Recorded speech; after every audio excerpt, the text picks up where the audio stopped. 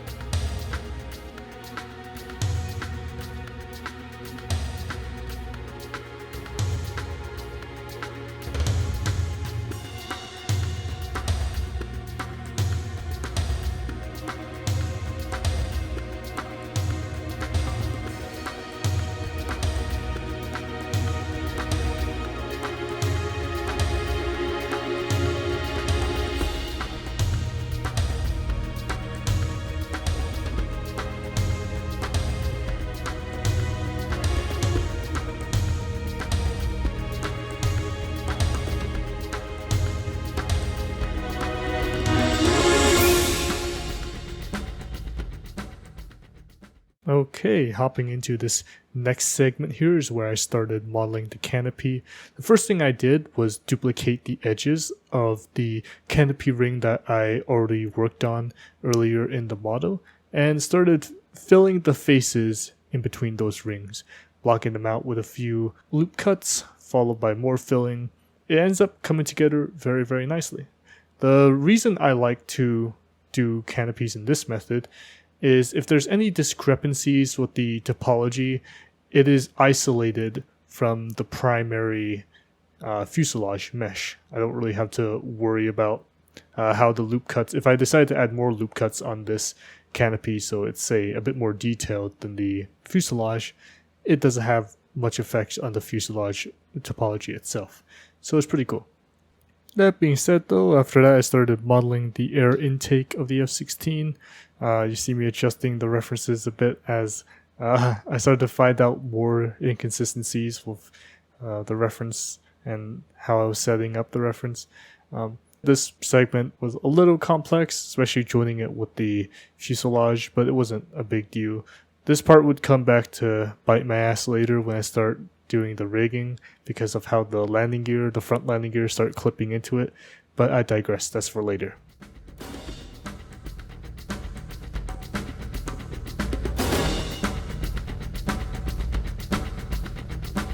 After a bit of work on the fuselage, I got bored and decided to make the exhaust nozzles. I first found a pretty cool reference online and started counting all of the petals. I think they're called turkey feathers, which is kind of a funny name. The turkey feathers around the exhaust nozzles. I think I counted 16. I started off by blocking it out with a plane as usual, getting the simple shape down. And the cool trick I was going to use was to implement an empty and an array modifier on the turkey feather to give them that repeating fan shape around the engine exhaust. This strategy has the benefit of being very quick. It's also relatively easy to do, although the empty's object transformation can be a bit finicky at times with how the array object will interact with it. That just requires a bit of messing around, I find. But I decided to mark the UVs first and also optimize this part a little bit. Granted, I didn't do a very good effort at it, mostly just the inside. However, once that was done, set up the empty around the fan, and it took me a bit of time to actually get it to work the way I want it to. But when I did, oh man, it was really good. And the aligning for it also wasn't perfect, as you can see. I was just kind of messing around, but it ultimately did look pretty nice, and I was really happy with how it looks.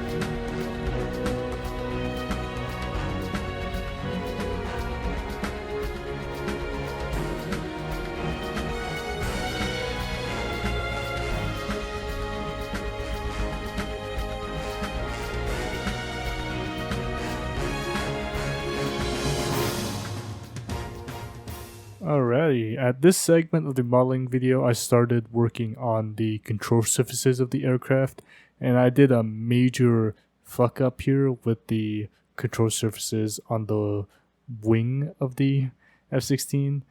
I thought the F-16 had an aileron. It doesn't. That was fixed a bit later, but I thought it was just pretty funny to mention that. That shows the importance of research, which I clearly didn't do enough at the time. Anyways, let's get back to the video.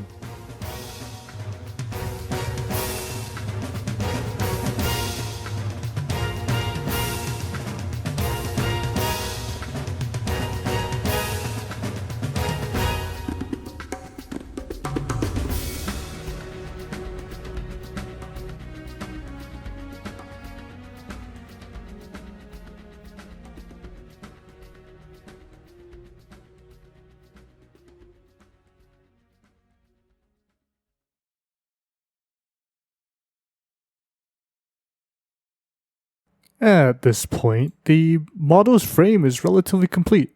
Most of the modeling after this point will be the more complex and detailed bits, such as the landing gear and the tiny details all around the airframe. This is good progress, but there's a lot more to go through, so let's keep going. Okay, I know y'all are here to look at the modeling, but this is pretty important, so I want to mention it. Here I am modeling the landing gear bays of the aircraft. Just a simple knife tool. Nothing crazy about it, but what I do want to mention is for the landing gear cover, I modeled them closed. This is very important and it's for the rigging. It makes it so it's easier to close the aircraft's landing gear bay, as the default pose is already closed. That's about it. Alright, enjoy the footage.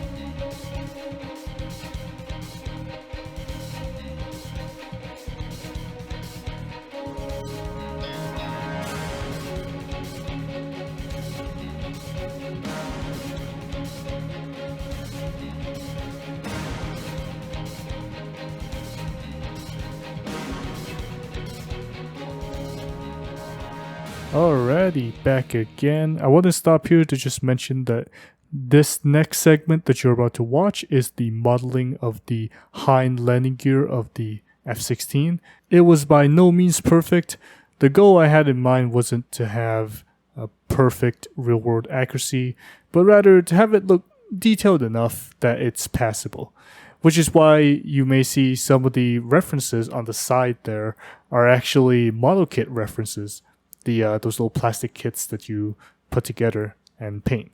Because they come in varying levels of detail, I used a reference that wasn't too detailed and decided to use that as my main reference for the landing gear. As for anyone who's about to go in the comments saying this is not accurate, yes, it is not. It is only somewhat accurate. Anyways, enjoy the video. This segment was like a whole hour, by the way.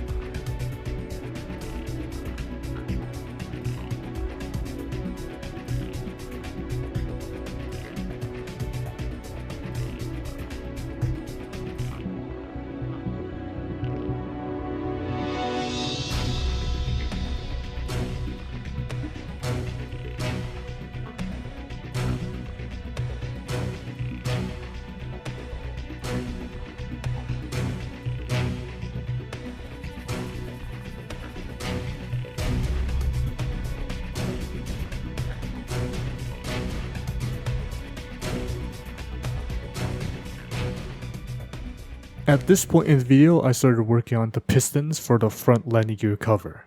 Note again that since the cover was modeled in a closed position, its piston too has to be modeled in a closed position. Something that wasn't shown in the footage here because I was still tweaking the piston at the time is how the pistons overlap with each other. I'll show an image on screen, but basically the smaller part of the piston is modeled to clip into the larger part of the piston. This, alongside some rigging, allows the pistons to extend and retract dynamically as the cover opens and closes. This technique was used for most pistons on this aircraft, including the ones on the hind landing gear.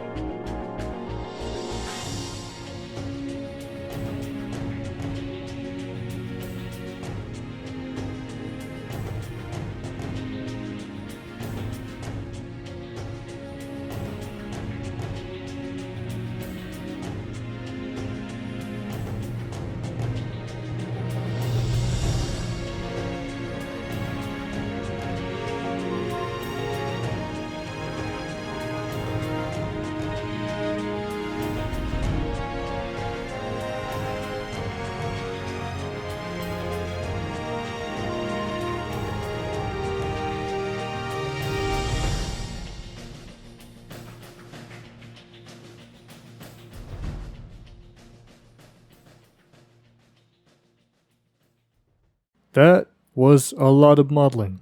The landing gear and landing gear bays of aircrafts are some of the most complicated parts to model in my opinion, definitely up there with the cockpit. But now with the landing gears done, we can start modeling the tiny details all around the aircraft. This is where the model really comes together, so let's get to it.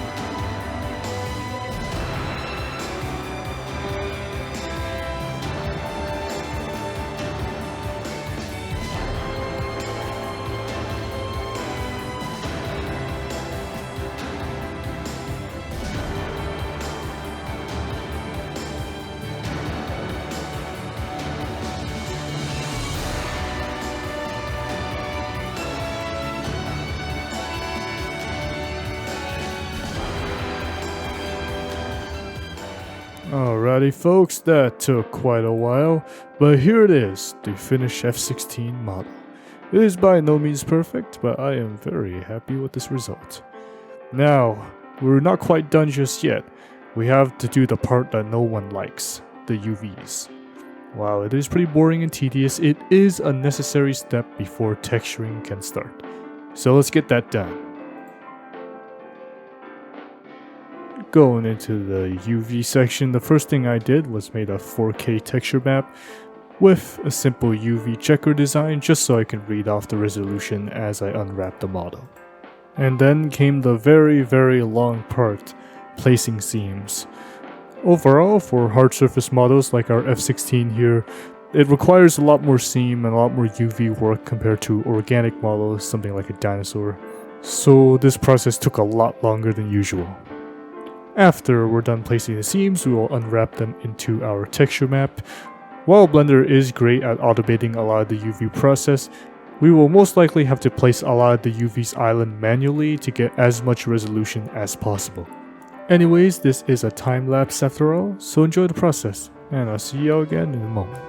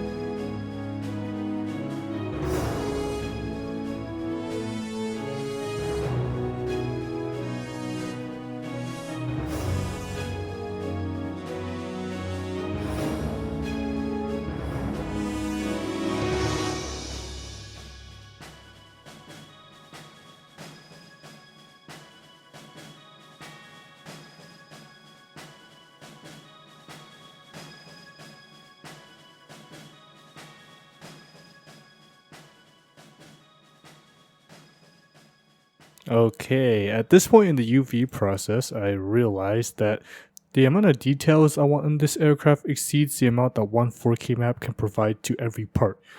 In order to get more resolution for specific areas, I decided to make the texture map a UDIM texture map. UDIMs sound complicated, but they're really just a system that allows Blender to read multiple texture maps together as a single unit. And so I decided to make this F-16 use a UDIM texture map with two 4K tiles, one separating the primary fuselage and the other the landing gears. Since hard surface UVs tend to eat up so much resolution, I thought this was a fair action to take.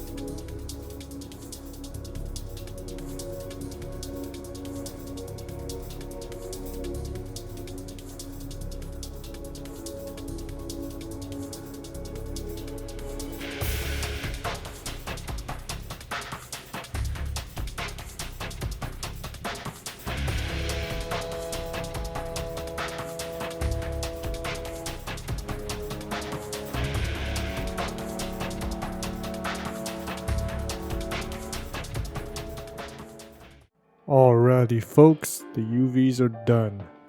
This didn't took that long actually, it was about 2 hours of recorded footage. There's nothing really special about this UV that's of note, other than maybe the fact that the resolution for the landing gear covers, on the outside at least, is very similar to the fuselage itself, to prevent any huge discrepancies in resolution. But with that being said, we are ready for texturing. For the texturing of this F-16 model, I will primarily be using Substance Painter. Now, I know, in one previous video I did say I try to keep all of my resources free, in case others want to utilize them as well. However, texturing wise, I can't find any other program that is as good as Substance Painter, and I believe it is best for this model. If you guys don't have Substance Painter, you can always skip this segment. If you do, then there might be some useful thing to pick up. I am quite new to Substance Painter, so I by no means have as much experience in this program as Blender. But anyways, let's give this man some color. Jumping right into the texturing program, the first thing I did was bake out all of the different maps that I need, ambient occlusion, material ID, and curvatures, and such. Nothing too complex, just the basic maps. The main thing I want to note was any map with the option of self-occlusion is always set it as only same mesh name, so occlusions aren't baked onto objects that clip into each other. That's about it. In this first segment here, I started by making an underlying metal layer for the F-16. This will be pretty cool later, as once I add the colors, I can add masks that essentially make the aircraft look a little weathered, which will allow the metal layer to pop through from the masking area. You won't really see this until later, however, because the first thing to do are the rivets and panel lines, which will come in a little bit. Here are also the panel line brush settings that I use for this texture. I got this brush specifically from another video, so I'll put that in the comment. The main thing of note for the setting is in advanced blending, you want to turn stamps blending from normal to lighten maximum, and to use the Thorn alpha map. Another thing you want to do is make the spacing very low. I would say keep it as close to 1 as possible. Luckily my computer was able to handle this brush, so I used a spacing of 1. Anyways, let's get back to the video.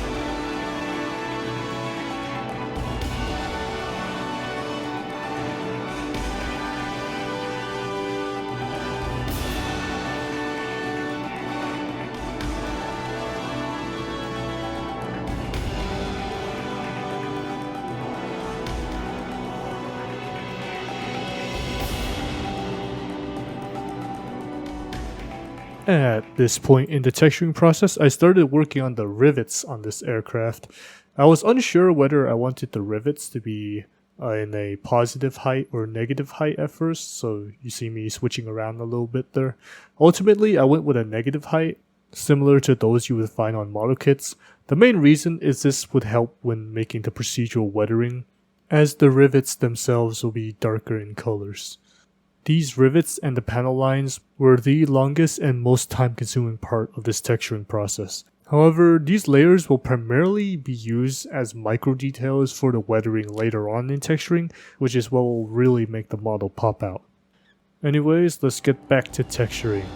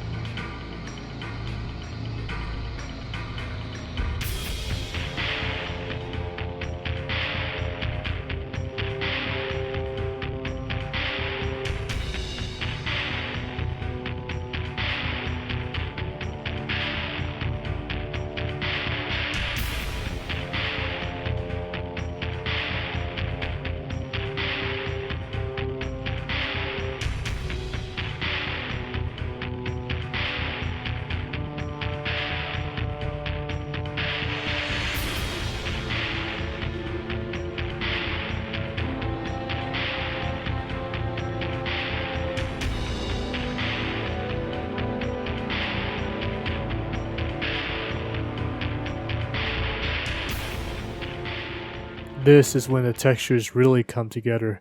At this point, I was satisfied with the amount of rivets and panel line this airplane have, and was about to start all of the masking for the basic color layers. The masking started off not too complex. I use a dirt generator for basically everything. Dirt gen my goat.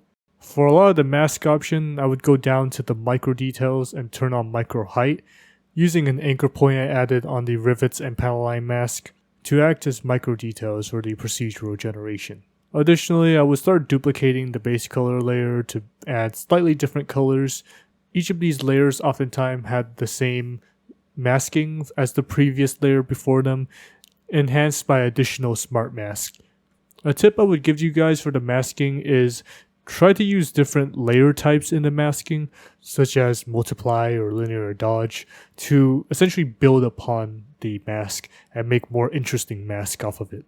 For this F-16, the main weathering I was focusing on were paint chipping and oil stains, alongside additional discolorations. In my opinion, this was the most fun part in the texturing process. It was really like making an aircraft model kit at this point, and we're just adding on to the existing paint to make the layers more and more interesting. Anyways, folks, enjoy the footage.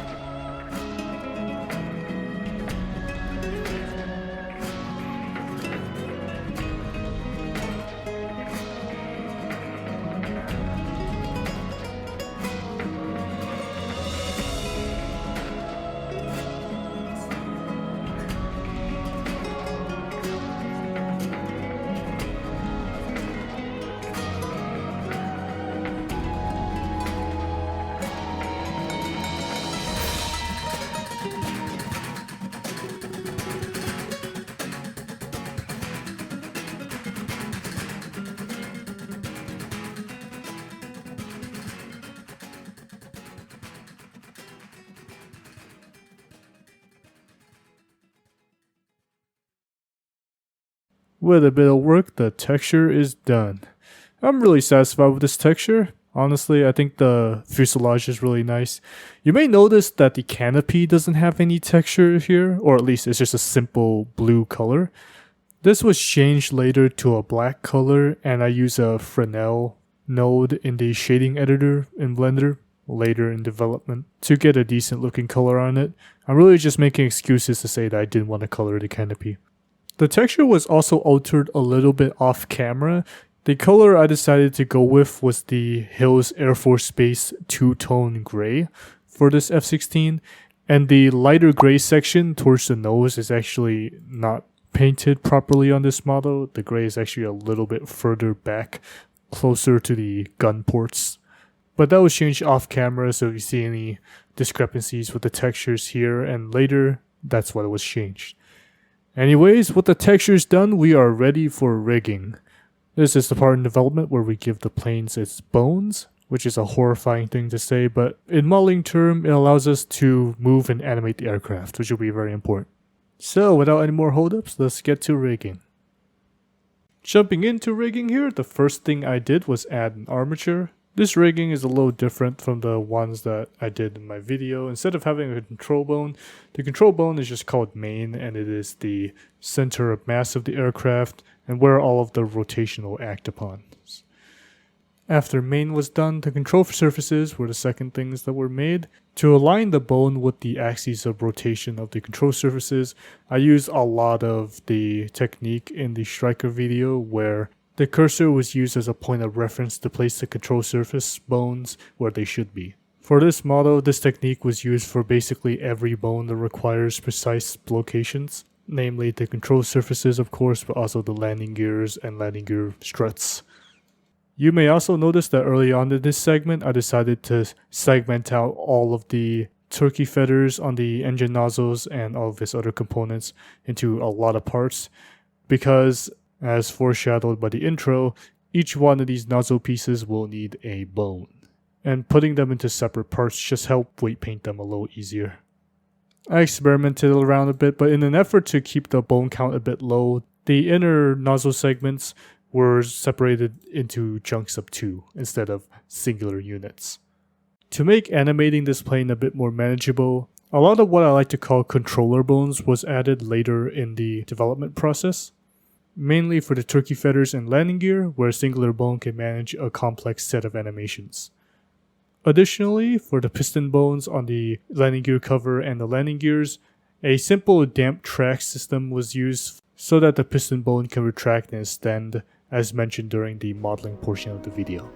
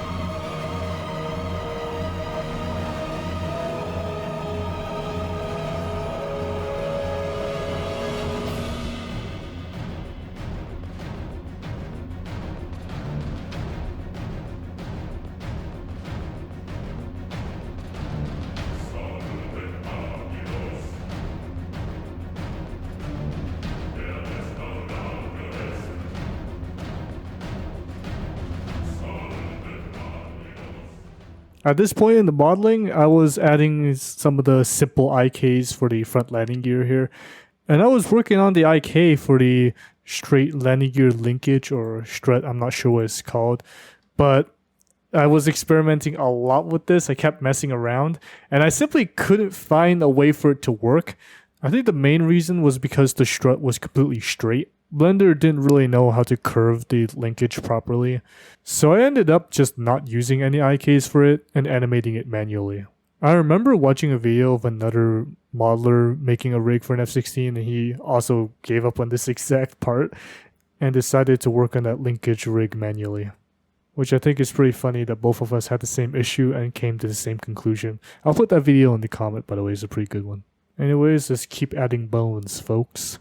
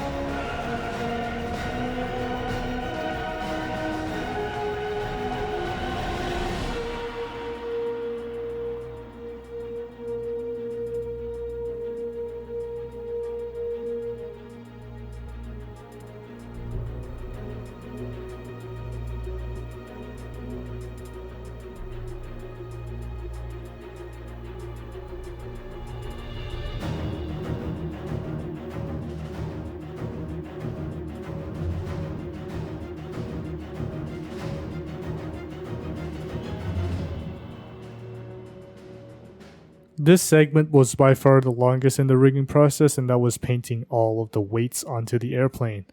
It was pretty straightforward. A lot of the aircraft's part were solidly rigged, so I just went in and painted everything red, essentially. The first thing you may notice here that's a bit interesting is what I choose to do with the wings. I decided to add 2 bones going down the middle section of the wings. These are called flex bones, and later they essentially use a very small damp track that is tracking a bone on the plane's wingtip. By rapidly moving that wingtip bone, you're able to essentially fake a wing flutter or wing oscillation effect. I believe on the F-16 it's called a limit cycle oscillation. I thought this was a really cool and tiny detail to add. I also learned this from that F-16 rigging video, so I will add that in the comment as well to credit him. But it's a really cool and simple technique. Other than that, however, the rigging was pretty straightforward.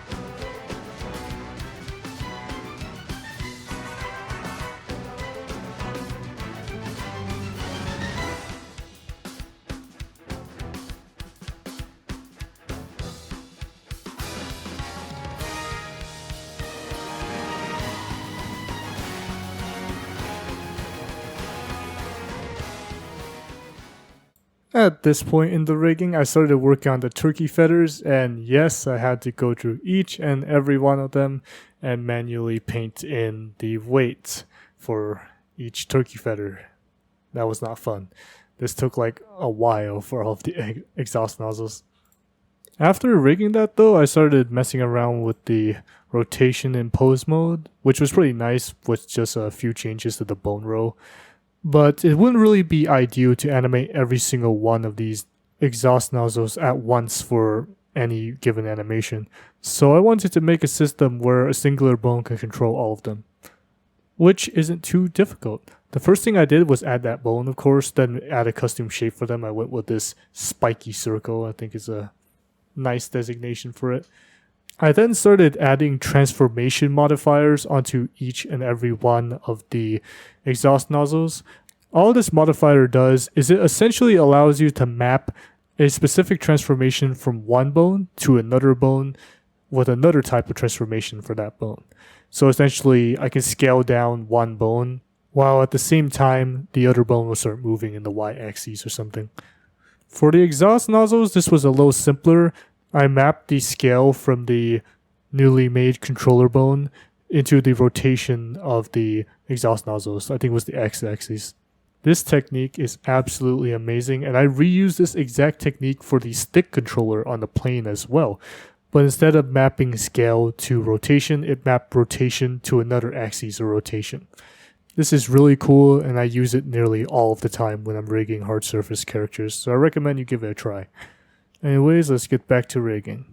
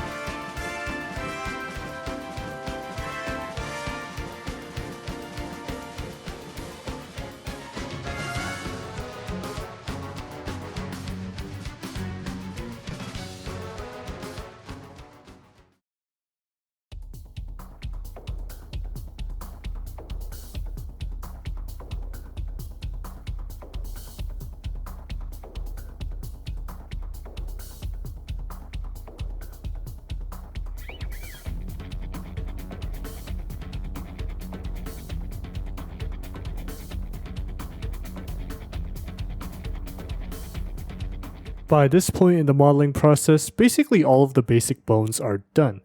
At this point, what I wanted to do was make the animation for the landing gear, which could be binded to a bone via an action modifier, which works kind of like the transformation modifier, but instead of turning one transform into another, it turns a transform into animation keyframe data. This modifier allows us to essentially move one bone and animate the entire landing gear closing and opening process.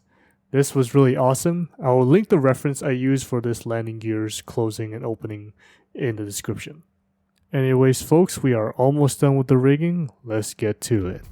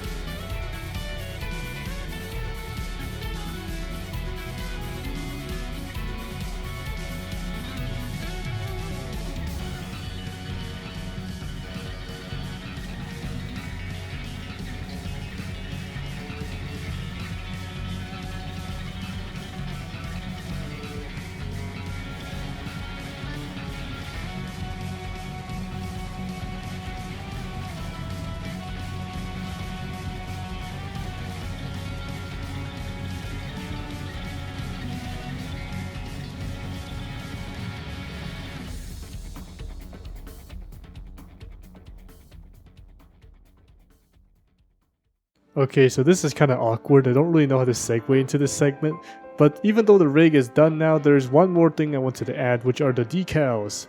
Like decals on the aircraft model kit, these are essentially transparent images with small text and other insignias that I want to put on this airplane. I chucked this all on one map using Krita, but the first thing I did was bake out most of the decals that I need in Blender like this. There's not much to add here, I just got these fonts online. Once in Blender, I chucked the map onto a singular plane, and then started chunking out the areas that I want to put on the plane. First thing I did was add a shrink wrap modifier using a specific setting you can see there. I think it was projected, negative, positive, and I put a little bit of offset so the decals don't clip into the plane. But yeah, just place those around. Some areas needed flipping and others didn't. This part is very short, there isn't much to show, and I didn't actually record the entire footage here because I literally just kind of placed images around. I think this part adds that final layer of depth to the model and it's really awesome. Usually though, you can texture these sort of insignias on the airplane during the texturing process. However, making it as a separate image like this allows for more customizability if you want to change any insignias later. Originally for the Air Force Base, I was going to make it MK as a reference to you-know-who, but I thought that was a bit too much of a self-insert, so I changed it to CO for Colorado instead. Because one of my friends in Colorado, the F-16 is her favorite plane, so I thought this was a nice homage to her. That being said, I don't know if it's an issue to use Air Force insignias like this. Hey, US Air Force, if you're watching, if you want that change, just contact me, I'll change it. Thank you. Anyways, the model is almost finally done. Let's get to the glamour shot. Well, okay, I guess this isn't really a glamour shot, but this is another plane to add to the arsenal. But hold on now, folks, this isn't the end of the video just yet. I want to make this model a bit special. In the description and comment of this video will be the link to this F-16 model file. There will be one file for version 5.2 and another for version 4.2. The file will also include the raw 4K textures and raw 2K alongside the optimized 4K and 2K textures. Note, the reason there is two different versions is because I updated Blender early into the video's editing development, and I found out that 5.2 files don't have forward compatibility with 4.2, or from my experience at least, so two separate versions was made. What can you do with this model, you may ask? You're free to use this model for whatever you want. Just don't make anything obscene, of course. You can animate it, you can put it into Roblox if you want, although the canopy won't look good, or learn off the rig.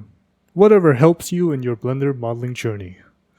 As long as you credit MY Kaiju for the model, you are good. Or not. I don't know, I can't force you.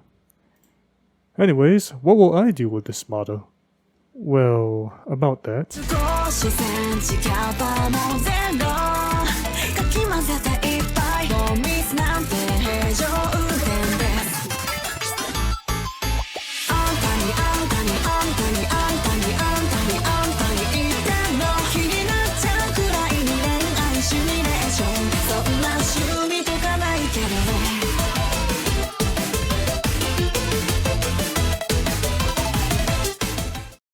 Hehehe. Thank you, Ayatan, for letting me use your music video.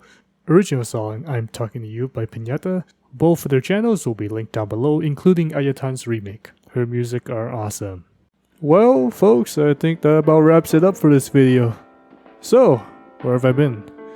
Well, it's not that exciting. It's mainly college. That's all.